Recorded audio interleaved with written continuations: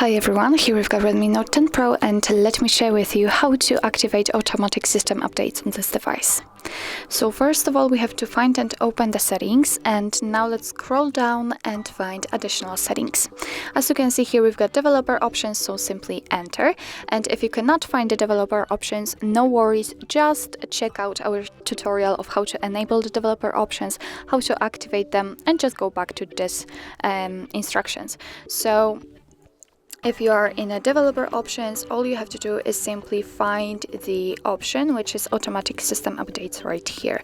In order to activate that, just tap on the switcher, and from now on your device will automatically update the system whilst it will be restarted.